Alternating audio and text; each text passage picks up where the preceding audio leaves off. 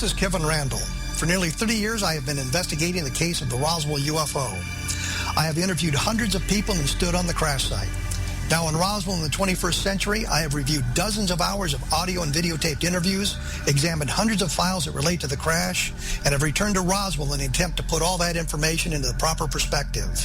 For the first time in Roswell in the 21st century, I have made a dispassionate reevaluation of all that material and provide a new look at what happened. This is a book that clears away all the clutter that has hidden the truth for so long, strips away the various lies that surround the case, exposes the Air Force attempts at cover-up, and found a core of solid information that tells us all where the case stands today. Roswell in the 21st century will be available in just a few weeks. For more information, please visit my website at www.kevinrandall.blogspot.com.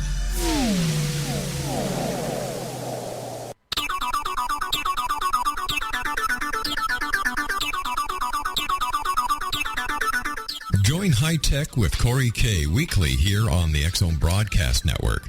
From the world of computers to the ever-popular computerized gadgetry that are becoming part of our everyday life and living and society. From kids and their gaming devices, teens and their smartphones, to the applications of personal and business computers. From hardware to software, from standalone units to network computers. Join high-tech guru Corey K. weekly right here on the X-Zone Broadcast Network as he takes on the topics that will be of use and great value to the international audience of the X-Zone Broadcast Network. High Tech with Corey K. weekends at 9 p.m. Eastern, only on the X-Zone Broadcast Network, www.xzbn.net.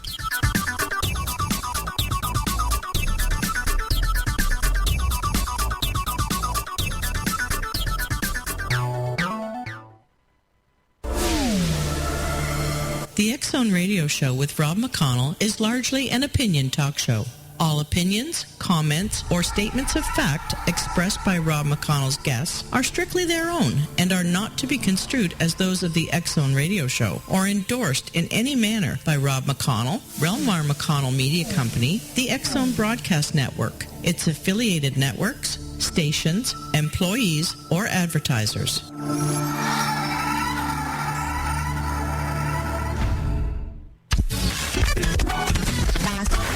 All Hit Radio.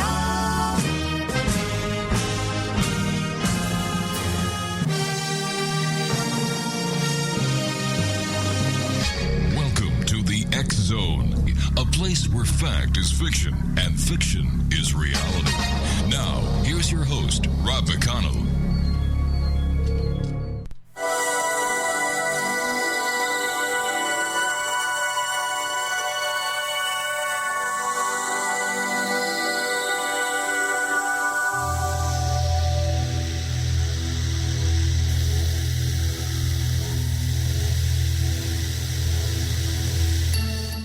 Welcome back to the X-Zone, everyone.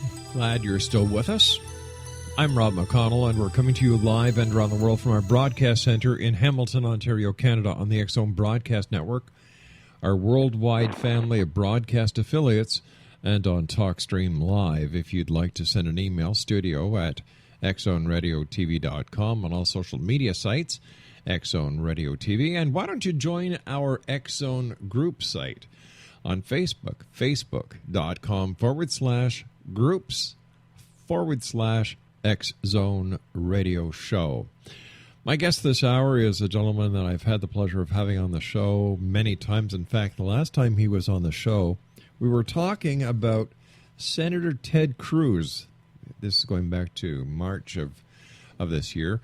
And, the political arena, and I really just caught on why it's called a political arena, because it's a circus act, and there's usually three rings in an arena whenever there's a circus in town. And in this case, you have the Libertarians, you've got the Republicans, and you've got the Democrats.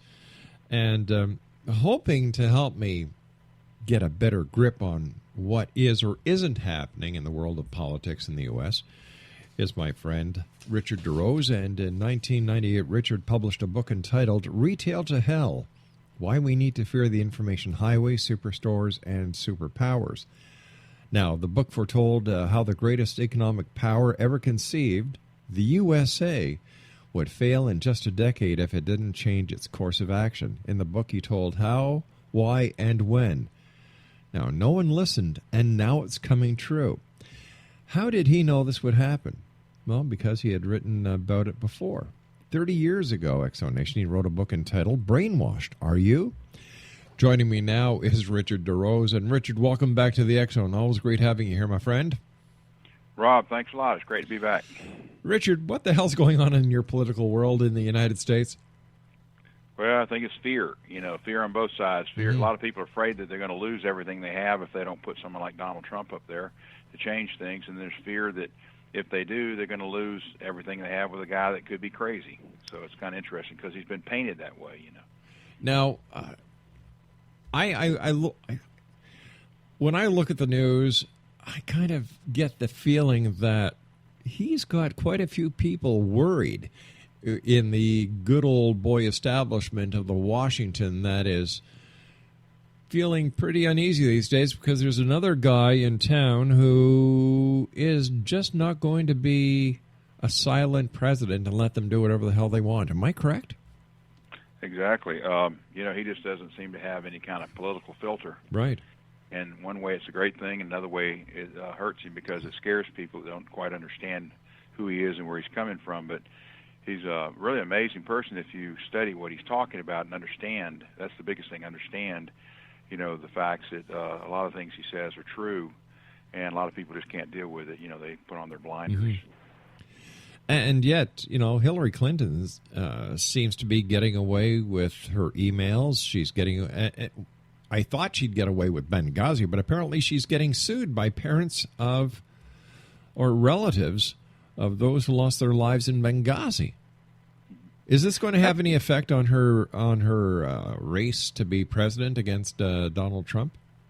Well, the most amazing thing is the fact that anybody who really supports her, she shouldn't have more than about 10% of the vote. She's the worst candidate they've ever put up and has so many weaknesses. Even her health's in danger, they say, and this, that, and the other. Just saw something on Fox News tonight about it and been reading about it on the internet.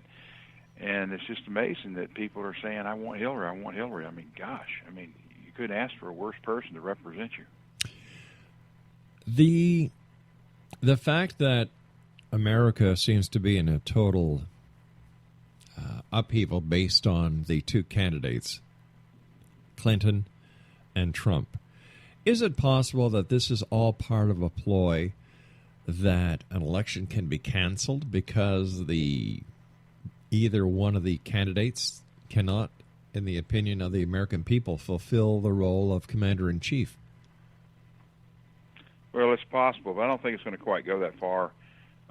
It could be that Hillary might, step down all of a sudden because of her health, and if they don't think she can win. But one of the interesting things about the polls are, unless they're totally fabricated, then it seems like maybe she could win. So that gets Donald Trump closer to that, November 8th voting date, where he might stay up there, and they might think, well, she just might pull this off after all, instead of getting someone like Joe Biden or something like that, the vice president, to run in her place.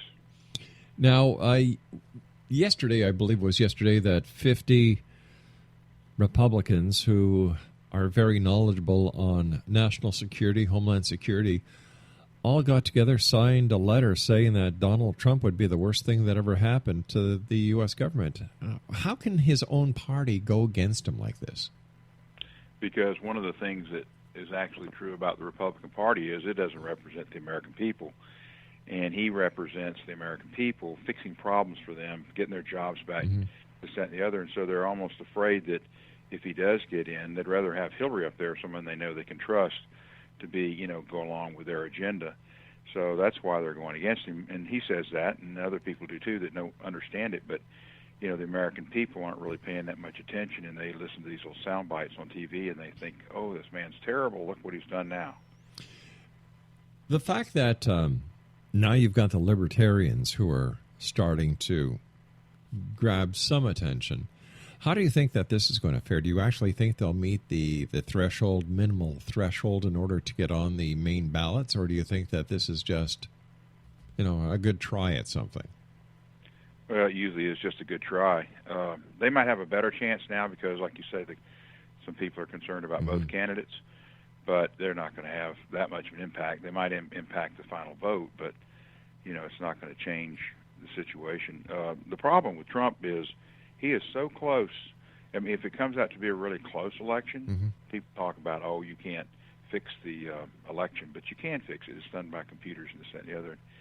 But if it's not close, if he's ahead by 8, 10, 12 points, it might be hard to do that. But if it's down to the wire, it's really, really close, like 1% difference or something like that, you might see some rigging of the elections. How do we know if these polls are accurate or not? Well, that's another good question, because a lot of times they're just done with small numbers of people. And you have, people have an agenda out there. We know that. The press has an agenda. It doesn't care about, giving us the truth. Yeah. It just tells, it just wants to do what it wants to do. Or people are afraid of who really owns the press. The situation with Roger Ailes having to step down and Rupert Murdoch now being in charge, of Fox News. Right. That's kind of scary for Trump, because Murdoch's one of the establishment people, and he's been after Trump from the beginning. So he might start having a little, situation in his own company where they refuse to go along with Murdoch and hurt Trump. There's never been an election like this in the United States. It's amazing. And I understand that there has never been a sitting president, who has gone and said so many negative things about a presidential candidate like Obama has said about Trump. Well, I often wonder if Obama's not really scared, because Trump has actually come out and said, I don't know if he'll do it or not, but he's actually said he's going to try Hillary Clinton for the crimes she's committed, and maybe even for treason. Well, he could certainly do that with Obama, because he talks about that too. So Obama might be actually scared.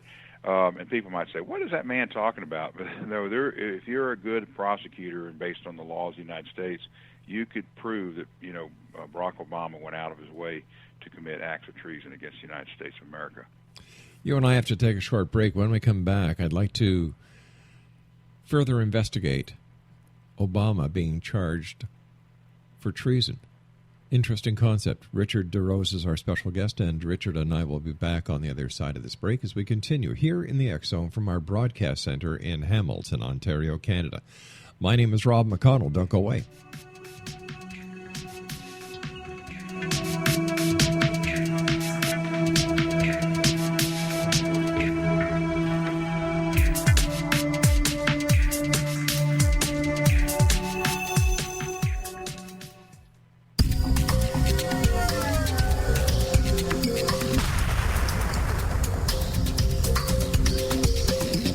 Coming soon to the X Zone Broadcast Network is A Different Perspective with me, Kevin Randall, as your host. We'll be taking a close look at what is happening in the world of UFOs today with side trips into the paranormal. Guests will range from those who are household names to those who have a different perspective on a variety of topics. No topic will be taboo, but there will be tough questions asked as we all search for the truth about UFOs, the paranormal, and those things that excite us. Sometimes we'll agree with a guest and sometimes we won't, but we'll try to keep the program topical. For those of you who would like to read, be sure to visit www.kevinrandall.blogspot.com, and remember to listen to the other fine programs on the X Zone Broadcast Network at www.xzbn.net.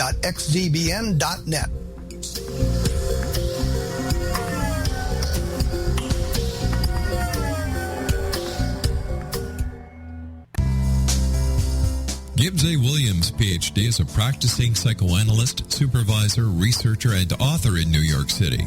Much of his life has been dedicated to understanding nature and the uses of meaningful coincidences or synchronicities. His radical and original non-Jungian, non-mystical, non-magical theory of synchronicities illuminates much of the fog surrounding this challenging and perplexing topic. His ideas and manners are fresh, presented in a style that is both entertaining and highly informative. He is also an expert on crisis intervention, specially focused on violence reduction for the police and citizens, mastering anxiety, frustration, and stress without the use of medication, and effectively preventing and treating heroin addiction. Dr. Williams can be contacted at his email address at gwwilliamsny11@aol.com or visit his website at www.drgibbswilliams.com.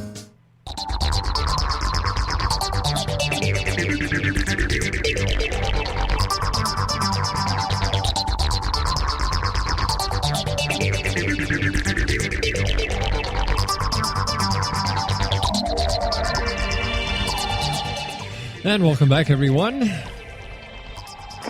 This is the X-Zone. I am Rob McConnell. Richard DeRose is our special guest this hour.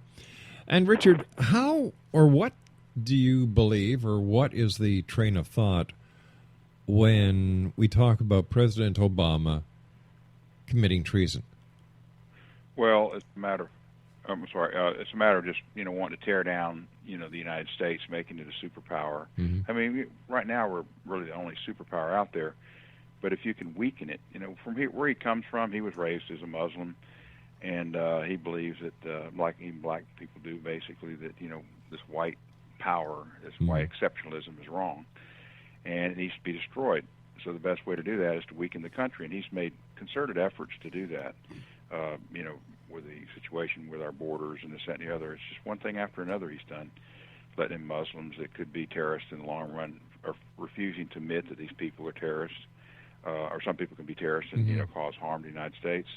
It's just, you can prove the motivation that he has if you're really sitting there looking at it and someone's trying to do it in a court of law. There's just enough evidence there. There's executive orders that have hurt the country as far as making it better.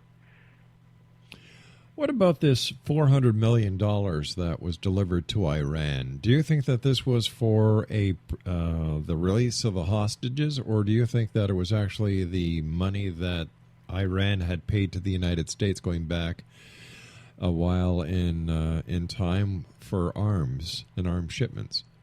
Well, it's basically both things. They wanted to get the people back, and also, there was an incentive, in other words, to give it to him. They had it coming back to him because he agreed to give it back.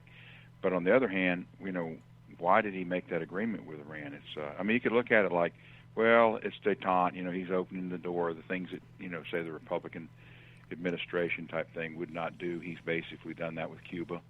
And he's a great man, but no, not necessarily, because it's all in how you do it, especially if you're doing it with an enemy that doesn't really care about this country, or working fairly with the United States. Bernie Sanders seems to be a thing of the past. How can somebody so strong, so popular, be off the radar so fast? Yeah, I think one of the reasons is he betrayed those that believed in him. Oh. And, he's a guy that just had his own agenda, and the timing was right. Something he believed in, kind of sort of a communistic, socialistic idea about stuff. And, people bought into it because they're scared. A lot of young people today don't know what to believe in because they don't trust their parents, and they don't trust their parents to run the government and straighten things out for them. And they're just looking for anybody and anything that will bring stability to their lives and help them find a job if they want to work or whatever, or find a way to pay their bills. And so that's what it's kind of all about. They're just sort of looking for this guy, and he just happened to be at the right place at the right time. And in the end, he gave in to Hillary's demands, and, maybe even scared that if he didn't, he might not be around for long. That's another interesting story, how many people have disappeared, that have really bucked her, have left this earth, so to speak. Somebody mentioned to me yesterday that they see a similarity with what Donald Trump wants to do to the establishment. Seems to echo some of the things that John F. Kennedy wanted to do. For example, disband the CIA. Make the United States stronger. And when you look at what Trump is saying that he wants to do compared to what Kennedy wanted to do and started to do, there's a lot of similarities there. That's true. He wanted to eliminate the Federal Reserve. Yeah. And I think Trump would probably go along with that idea. Whether he'll do it or not, it's another story. But it's a situation about power, who really runs the show. A lot of people think that Trump, is a phony, and I used to believe quite a lot that he was too, in the way he was before, and he was ruthless, and you could certainly say that. He admits it himself. Sure. But, there is a chance he would change. I often mention the fact that Saul, who was a Roman soldier, used to kill a lot of Christians, and then later wrote most of the Bible. And changed his name to and Paul. People come back and say that, oh, no, well, that was a conversion by God himself intervening. Well, we don't know what really turned Trump around, but it could be something like that, where he's just a different man now because of what he's seen. And he realizes that his future for his kids and his grandkids aren't going to be very bright if we continue on the path we're on. I think his family has a lot to do with it. I do too. Yeah. And like I've said before, Richard, I think that a businessman like Trump would be better for the United States than a politician, because the United States of America is a business. That is why it's a president. That's why you have the secretaries. It was set up like a business as I see it. So why not put a business person with a proven track record there to get the country back on its feet? Am I missing something in this whole equation? Well, I think people are, like I say, just generally afraid of him because he's so different. But on the other side of the coin, look at Ronald Reagan. I mean, who really did a lot for America. I was alive at the time. I saw what it's like before him under Carter, and then later after, things changed. But they blame him for trickle-down economics. Hillary, really makes that into such an evil. But it's really a great thing, and it helped a lot of people. You can't forget, if you know what was going on, what Ronald Reagan did for this country. Now, it wasn't perfect, and things went wrong, and there's 138 people in his administration that were indicted for one reason or another. But, on the other hand, it's a situation where he changed America and gave the American citizens and really the world another 20, 30 years of prosperity. Would it be to the America's advantage having a former Secretary of State and a former president in the White House? I'm not sure. Some people want to believe that somehow she's got that ability to, negotiate and this, that, and the other. And I guess if you don't really understand America and politics and where we are right now, you might agree that, it's better to have somebody that doesn't appear to be, shooting from the hip.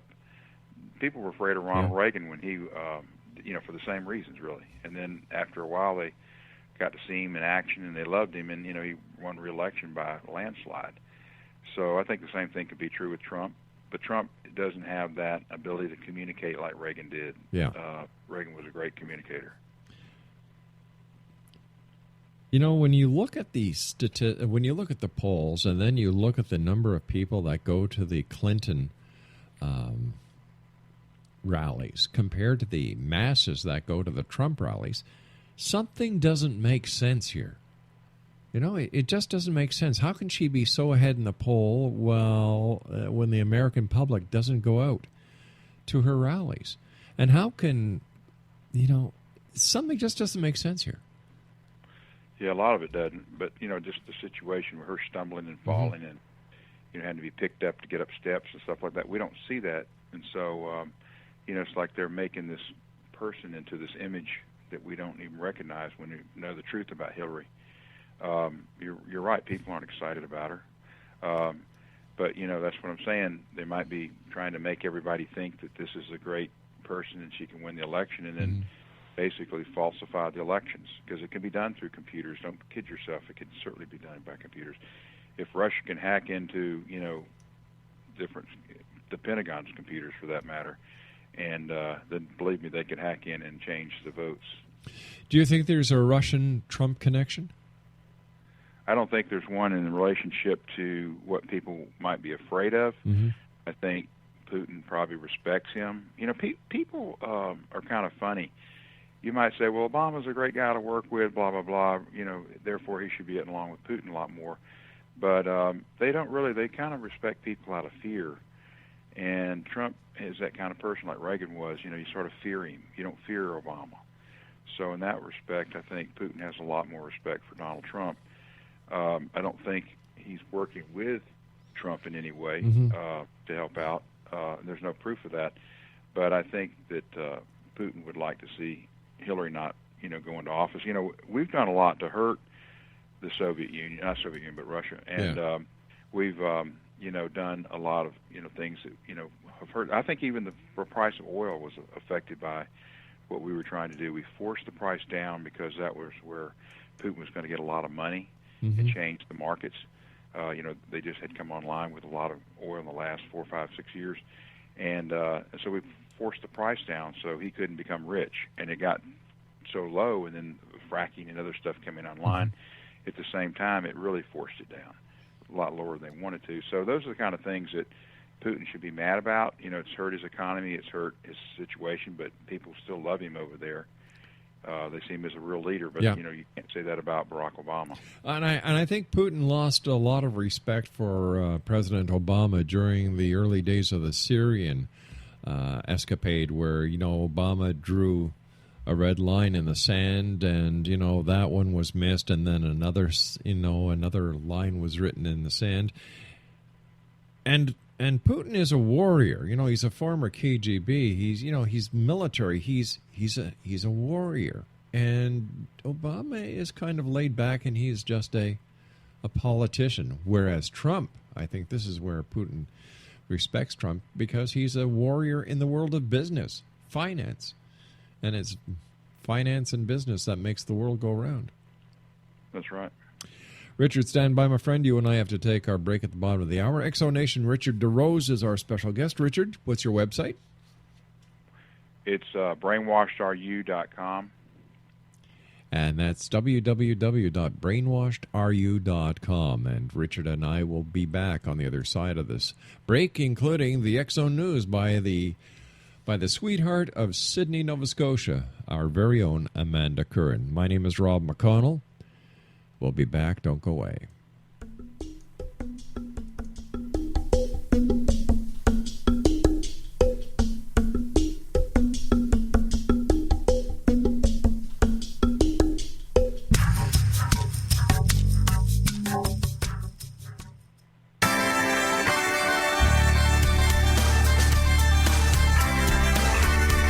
You're listening to the X-Zone Broadcast Network, www.xzbn.net. Radio's authority on the world of the paranormal and the science of parapsychology. Celebrating 25 years of broadcasting. Broadcasting around the world and to the great beyond.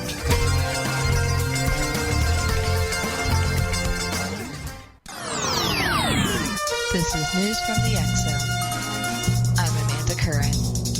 In light of NASA recently pulling the plug on its ISS live stream feed, the space agency is now offering world coverage as 2 astronauts will install a new gateway for American commercial crew spacecraft at the International Space Station, live Friday, August 19th. Coverage of the spacewalk will begin at 6:30 a.m., with the spacewalk scheduled to begin at 8:05 a.m. Eastern Standard Time. NASA TV will also air a briefing prior to the spacewalk, Monday, August 15th at 2 p.m., during which station and commercial crew experts will discuss the process and significance of installing and connecting the first of 2 international docking adapters that will be used for future arrivals. You can find NASA TV's full schedule, video streaming, and satellite information at our Facebook group at Rob McConnell's X-Zone Radio Show.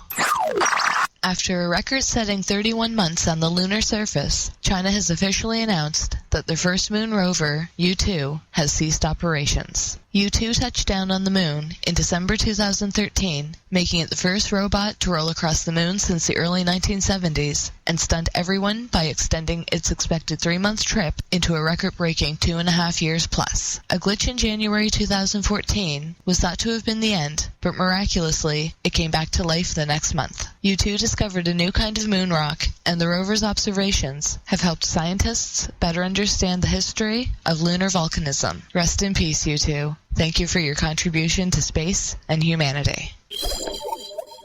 Where one life ends in space, another is remembered. As the tradition continues, NASA has just transmitted the happy birthday song to the Curiosity rover on Mars, marking its 4th year on the red planet. NASA technicians had decided on Curiosity's first birthday to program one of its vibrating science instruments to play the tune to the rover, not only to celebrate the occasion, but just in case anyone nearby may have been within hearing range. You can check out the video on our Facebook page, Rob McConnell's X-Zone Radio Show, but viewer discretion is advised. It's actually pretty sad. I'm Amanda Curran, News from the X-Zone.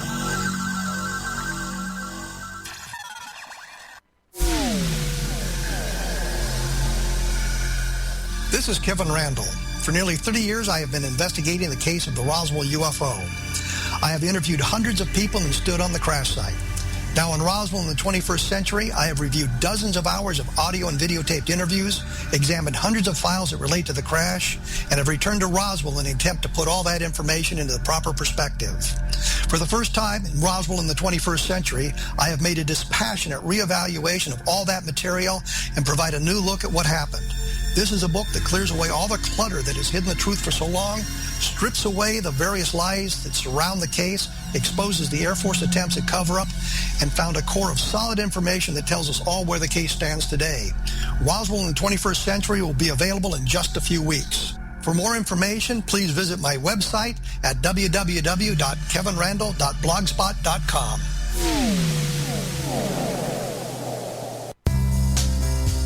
Gibbs A. Williams, Ph.D., is a practicing psychoanalyst, supervisor, researcher, and author in New York City. Much of his life has been dedicated to understanding nature and the uses of meaningful coincidences or synchronicities. His radical and original non-Jungian, non-mystical, non-magical theory of synchronicities illuminates much of the fog surrounding this challenging and perplexing topic. His ideas and manners are fresh, presented in a style that is both entertaining and highly informative. He is also an expert on crisis intervention, specially focused on violence reduction for the police and citizens, mastering anxiety, frustration, and stress without the use of medication, and effectively preventing and treating heroin addiction. Dr. Williams can be contacted at his email address at gwwilliamsny11@aol.com or visit his website at www.drgibbswilliams.com.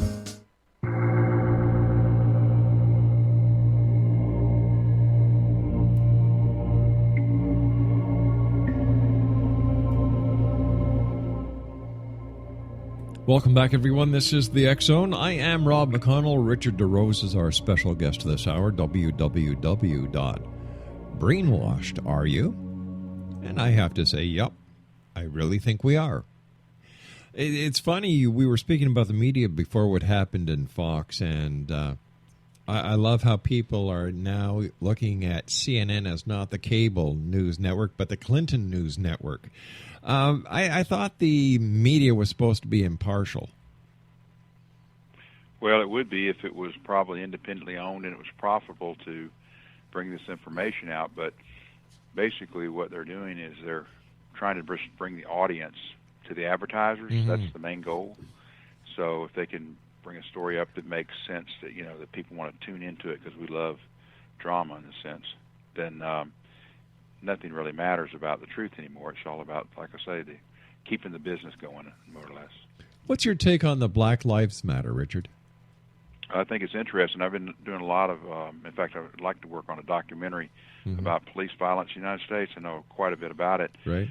And I feel sorry for the movement itself is really about bitterness. And I've talked to a lot of different black people and getting their side of it, and this, that, and the other. And, you know, they're afraid. They're afraid they're not going to be around. You know, people are trying to get rid of them in some ways or another. They believe more in the conspiracy theory stuff than typical white people do, that somebody's out there to basically destroy them. And I think that's basically what they're saying is, we matter, Black Lives Matter. And people don't get that because they see these examples of Freddie Brown, Freddie Gray, and then Mike Brown, and they're saying, "Oh, that guy might have deserved what he got," you know. But there are other cases like Sandra Bland and others that, you know, they're being attacked and victimized by this, and police are having fun in some cases doing it. There are a lot of bad police officers out there. Just like there's a lot of bad guys, but in my experience, you know, having been a policeman myself, is that maybe it was just me, mind you, all the guys I worked with. You know, it's not what the color of the skin is. You know, it's what the person does. Mm-hmm. And I guess we have a different way of looking at racial problems up here in Canada. Going back to the 60s, we had the FLQ crisis, and that was English Canadians against French Canadians. You know, we had martial law, we had the tanks and the military in downtown Montreal, we had the kidnapping of a British High Commissioner, and then we also had the kidnapping and the murder of a Quebec Parliament member. You know, and Pierre Elliott Trudeau, the father of the current Prime Minister of Canada, was the Prime Minister of Canada at that time, and he showed strength, and he brought the country together. And, you know, when you look at what's happening down in the South, my gosh, Richard, I had an aunt and uncle, God rest their souls, who lived in Baltimore, and I could not believe how racist they were. You know, it's like, hey, these are people. You know, it's just unbelievable. Today I was producing a segment of the Science of Magic with Wilda Wieka, and she had a very interesting guest on. And he is part of the natives of Alaska when Russia still owned, you know, Alaska before it was sold to the United States. And he was saying, and I have no reason to doubt what this man was saying, that the native Alaskans were treated like slaves by the Americans when America took over Alaska. Yeah, there was a lot of that going on. Yeah. And there still is. I mean, there are people that will enslave you in the workforce if they can. Yep. They're not going to pay you any more than they have to. They try to get rich if they can. Mm-hmm. That's what's wrong with the libertarian point of view, is they somehow feel like if you just don't have any laws and just let people do what they want to do, things will be better. And that's not the way it is. Life is like a game, and you have to have rules to play by. Right. Otherwise, certain people will take power over others and totally dominate and really could care less. Well, isn't one of the candidates for the Libertarian Party a guy by the name of Johnson who used to own a bunch of marijuana stores, or he was in the marijuana business, and you know he wants to legalize pot? Oh yeah, that's one of their goals, is to have basically no controls over any drugs, like it used to be. You know, back the turn of the century, of last century, drug laws weren't even on the books mainly. People were basically believe that you could do whatever you want to do within your personal self if you want to hurt yourself. And that's what policing was all about, too, in the beginning. It was about protecting the citizens from other citizens, not protecting citizens from themselves. How does what is happening today, let me rephrase the question. How do you feel, having been the author of Retail to Hell, Why We Need and to Fear the Information Highway Superstores and Superpowers, 33 or 34 years ago when you wrote the original version, how do you feel today seeing what you wrote about all those years ago coming to fruition? Well, as a human being that has to live in this situation, I'm not really happy about it. I'd like to see someone like Donald Trump get in and turn it around. I don't know that he can at this late venture. You know, we've lost so many jobs, and people in many cases don't even want to work. We've got, you know, two generations of kids have been basically brainwashed by the educational system not to be really great functioning, you know, citizens of the country. You know, they don't really know what life's all about. They might mature into it, but so far the young people today are kind of discouraging for this country. And we did it to them. You know, we didn't raise them the way they should have been raised. We spent a lot of money on them, but we didn't go out of our way. So for Trump to turn that around, it's going to be kind of really almost an impossible job. But I'd rather somebody try to do it than just let it just sit here and just, you know, fade into nothingness until we're, you know, in a chaotic state where you do see actually revolution. How much blame do we put on modern technology, like the smartphones, the iPads, the Xbox games? Well, that could be interpreted in several ways. One is it affecting us as individuals? Absolutely, we're not communicating with people. We're in our own world. We have more access to information, but we don't have to know as much. You know, we don't have to remember things, so our brains aren't taxed to really learn much because we can look it up instantly if we need to. But on the other side of the coin, the technology itself has definitely eliminated a lot of jobs that will never come back. I remember when the first ATMs came out, everybody thought this was really great, you know, and man, you just go to this machine, you put in your credit card, you can take out money, or then you make your deposit, and wow, you know, all your banking is done right there, and you don't have a person. And then you start, well, I did anyway, saying, I can see what's happening down the road here. the banking is going to be getting more technologically advanced. That means less people. And we've seen that. And do you think that we as humans are really capable of processing all the data that we're inundated with 7/24, 365? No, we're not. No, we don't have the memory for it, for one thing, and we can't have the recall of the memory. That's another part. But like take McDonald's, for example, one of the big chains. I don't know how big they're up there, but pretty darn big, my friend. They're planning on going to kiosks, so when you first walk in, you just walk up to a kiosk, put your order in, and the people that will be working in the back, you won't really have much communication with. It's not necessarily what they want to do, but on the other side of the coin, they can't find the workers that really want to engage with their customers and do a good job. It's a tricky thing. I mean, you talk about jobs, and then nobody wants those jobs. I've gone to McDonald's with those kiosks, and I have never been so disgusted in my life with these damn things. People walk up to them, and they walk away because they'd rather have the interaction. But I understand the point where people just don't want to do that anymore because, number one, there's no future. Number two, the pay scale sucks. So what do you do? And it's it's more advantageous for these people to go on welfare or unemployment insurance. Mm-hmm.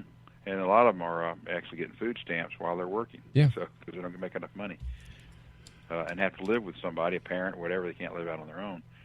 So there is no incentive. Yeah. But where is all the good people, in America? It seems like it used to be a lot of people around. It's just, I don't know where, what's going on. It's very hard in construction or any other business to hire good people today.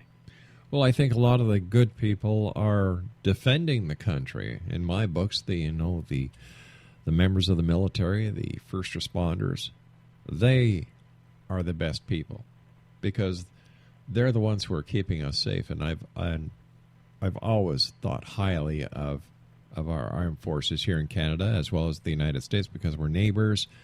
And I think with modern technology, people are being dumbed down where they don't have to be good workers because technology does most of the work for them. And I shudder to think, Richard, what's going to happen as artificial intelligence becomes more and more of the norm. What's going to happen to humanity? Are we going to be needed at all? What are we going to be? Are we going to be the slaves to the masters of the artificial intelligence world? In your book, did you see any of this coming? Well, the book Brainwashed talks about that this is all part of a ongoing maturing process to get to the end so we can have a different world, all orchestrated by God. Right. And when you look at it from that standpoint, it gives you hope because there's not much to look forward to right now in relation to can humans pull this off. Like you're talking about the artificial intelligence, robots will be able to do what most people can do in the next 20, 30 years for sure. And so why are you even valued as a human being? Because in order for this, and this is my interpretation, Richard, in order for us to evolve, we have to remain human beings. We have to have desires and dreams and the will to survive. Maybe that's what wars are really about, reminding us humans that we need the will to survive. I don't see how artificial intelligence will be able to help us evolve. If anything, I can see it as a hindrance, and I'm seeing it now, even with my own kids and my own grandchildren. Everybody's looking down, playing with their little smartphone, and smartphone addiction is a growing crisis. Do you know that 1 in 4 divorces now are caused by iPhone or technological interference? 1 in 4. Yeah, like social media, for example. Yeah. Exactly. And I remember, Richard, last year or the year before, I had a lady on the show who lives a dual life. 9 to 5, she's a human. From 5 until 9 the next morning, she lives in a world of virtual reality where she's married to another man, has a virtual reality family. And she said, and you know what? I couldn't believe it when my husband wanted to divorce me because I was spending too much time with my other husband. I know. I felt like saying, lady, did you just hear what you said? Come on. When people actually go into a virtual reality world and spend more time in the virtual reality world, why isn't society doing something? Why are the creators of this technological world realizing that they're doing as much good as they do, they also do a lot of harm, and nobody keeps them, in check? Well, this gets back to the book Brainwashed. It's part of the God's plan, to manipulate people the way things are happening, and doesn't see anything that we can do about it to stop it. It's like most people don't even care to stop it, much less, get out there and make a difference. It's very addictive to have a cell phone. There's always so many things you can do, not just to talk to people anymore, but to watch video and this, that, and the other. It's amazing. Listen, right now in my studio, I have 6 computers around me. 2 giant TV screens on the walls. One is playing CNN. All right, yes, I said that. One is on CNN channel. And the other is on the Canadian News Network channel. I leave my office. I don't bring my cell phone with me. I don't bring my iPad with me. I want to get the hell away from all of this because I feel like I'm tied down, like technology is running me instead of me running technology. And I don't know what all this electromagnetic stuff is doing. Who knows? We've got the GMO problem. We've got all these microwave towers all over the place. We have signs when you pull into a gas station, shut your cell phone off. So if they're telling you to shut your cell phone off because you're pumping gas, to me that means, all right, there's a chance of something sparking and an ignition and a fire. And yet we put these devices to the sides of our head. We let our children do the same. Man, if this is part of a plan, is this a plan for evolution or is this a plan for annihilation of the human race? Well, I guess it's in a sense the end times. What we know as humans, God has a plan to change things, and it's all in the book I wrote. Brainwashed. Yeah. There's other people that put out similar ideas, but fundamentally, God has just got us to a level where He thinks we're at this point, and He's going to eliminate some of the population. You hear about it from the mainstream, about Illuminati and stuff like that, eliminating population. These are all correlating with, the very things that are going on. The conflict between Russia and China and the United States. And the downfall of the economic, union in Europe. And so everybody's in a crisis situation. And that's usually what leads up to world wars. And so we're definitely headed for World War III. There's no question about that. Would it not be better then to have a one world order? Well, not necessarily run by man. Man has a way of corrupting things. But, of course, if we were put on this earth by God for the purpose of maturing, then all of a sudden, what God does to us, matters. He gives us what we have and what we don't have. That's why the world's so rotten, because He wants, evil to exist so that mankind can experience evil. If everything was perfect, we wouldn't be growing. It's just something you have to do. You have to struggle in order to gain. I mean, most people understand that. They go through this process. Through the struggling of it, you're actually learning. Of course. Make it too easy for people. They don't learn. Well, this is what I tell many people, that if you have a failure, don't give up, because a failure is a lesson.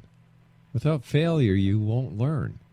So take what you've experienced, look how you can change it, and get past it. Nothing comes easy in this world, and the only difference between a dream and reality, the dream is the idea, the reality is the cause of action that you've taken on your idea to fulfill your dreams. Life is very simple as I see it. We as humans have complicated it. Yeah, we've definitely done that. But there again, people have kind of always been the same. You can add the technology and add all the great things we have today, but go back even to Roman times or before that, the interaction between individuals is very similar. Rich, in any of your books, have you covered subliminal advertising and subliminal messaging? Yeah, I did that. Now, because people spend so much time in front of computer screens, smartphones, tablets, is it possible that we are still getting brainwashed, even though we think we're in charge of our computers? Could technology still be brainwashing us? Oh, absolutely. Part of it's to avoid recognition of what's going on around you, from actually understanding life and does it really exist, not, this sort of fake world we live in. Right. And, well, it's just like the situation that you couldn't believe that someone like Hillary Clinton, as bad a human being as she is, and as much harm as she's done to other people, in comparison to what, it's all about her, and she's still, up there in the polls that she could actually win. That's scary. That has to be brainwashing. It just can't be something. Yeah. You'd like to believe that humans are smarter than that. That would be a nice thing, mind you, with what we're doing to each other. It shows that humans at times can be pretty darn stupid. Something that was just brought to my attention by one of our listeners was that nobody hears about ISIS. It's like, all right, let's cause a diversion. Let's not let the right hand know what the left hand is doing. We don't hear about ISIS. We don't hear about... what else aren't we hearing about in the news?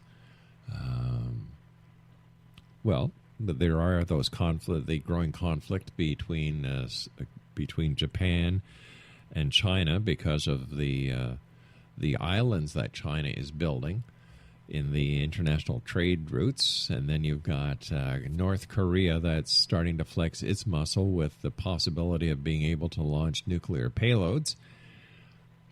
And then you've got what's going on in the Middle East. It seems that North America is smack dab in the middle of whatever is going on.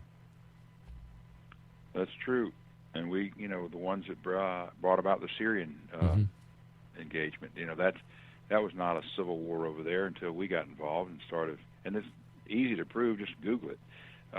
It's a CIA war, and we started all that. And look what happened to the migration, which affecting Europe in particular. Exactly. Of the largest migration in the history of mankind, right now because of something we did. I agree with Donald Trump 100% when it comes to immigration. Until you can figure out how to solve the problem, you've got to stop the immigration. You have to close the doors. Isn't that what Australia did? Yeah. Well, the situation with Mr. Khan, was at the Democratic National Convention. Yeah. That was totally blown out of context. He didn't say anything bad to that man. He could have. But what he should have done is said, look, I understand, his son was a great hero and this, that, and the other, but really, does he have the right to talk about our immigration policy in the same, vein? It really was a put down of his son because he's trying to make a political issue out of a situation and using his son to do it, and that's pretty pathetic. Don't forget, Khan himself is an immigration lawyer.